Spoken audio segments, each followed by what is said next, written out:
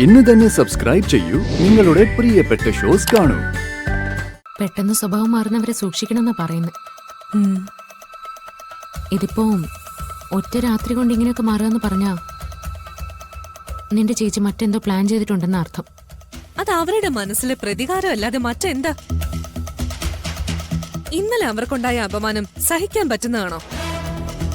Wedding ആനിവേഴ്സറിക്ക് കാമുകിയോടൊപ്പം birthday ആഘോഷിക്കാൻ പോയ ഭർത്താവിന് പിറ്റേ ദിവസം രാവിലെ ഇതുപോലെ ചായ കൊണ്ടു കൊടുക്കാൻ അർച്ചനേട്ടത്തേക്ക് പറ്റുമോ? ആദരയ്ക്ക് പറ്റുമോ? ഒരു സ്ത്രീക്കും പറ്റില്ല. ഇത് അവന്തിയടുത്തയുടെ അഭിനയാണെന്ന് മനസ്സിലാക്കാൻ ഒരു പ്രയാസവും. ചതിക്കാൻ തന്നെ അവരുടെ ഉദ്ദേശം. എന്തായാലും ഈ കളി എവിടം വരെ പോകും നോക്കാം. പിന്നെ നമ്മളെക്കാൾ അവരെ ഏറ്റവും കൂടുതൽ അടുത്തറിയുന്ന ആളാ നന്ദേട്ടൻ. ഈ അഭിനയം കൊണ്ടൊന്നും നന്ദേട്ടനെ കീഴ്പ്പെടുത്താൻ പറ്റുമെന്ന് എനിക്ക് തോന്നുന്നില്ല. എത്രയും പെട്ടെന്ന് നന്ദേട്ടൻ അവരുടെ കയ്യിൽ നിന്ന് രക്ഷപ്പെട്ടു പോകുന്നതാ നല്ലത്. ഇല്ലെങ്കിൽ രണ്ടിലൊരാൾ മാത്രം ഇവിടെ ജീവിച്ചിരിക്കൂ, അത് ഉറപ്പാ.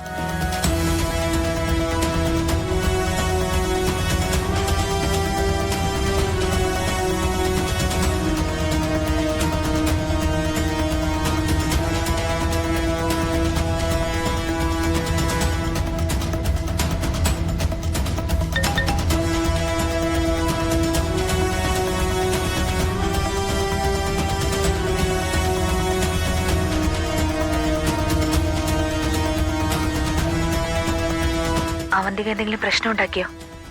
ഞാനാകെ ടെൻഷനിലാണ് നന്ദ. എന്തെങ്കിലും പ്രശ്നമായോ ഞാൻ എല്ലാവരോടത്തും പറയും. അച്ഛന്റെ കാര്യം ഓർക്കുമ്പോ എനിക്ക് എന്ത് ചെയ്യണമെന്നൊരു പിടിയും കിട്ടുന്നില്ല. നന്ദനൊന്ന് വരുമോ? എനിക്കൊന്ന് കാണണം പ്ലീസ് നന്ദ. അതെ,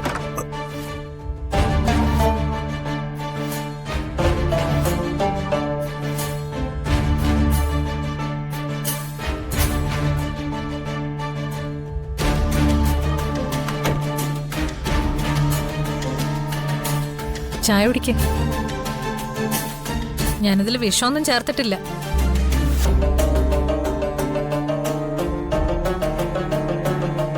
എവിടെ പോന്നു?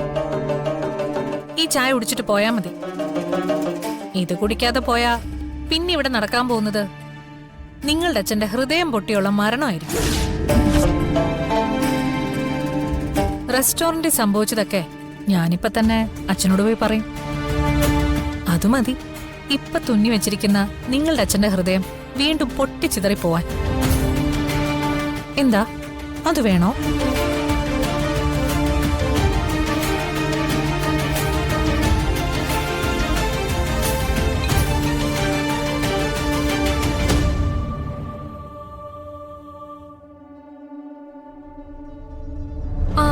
ജുവൽ ബോക്സ് എവിടെ? അല്ല, ആ താലിമാല എത്ര പവനുണ്ട്?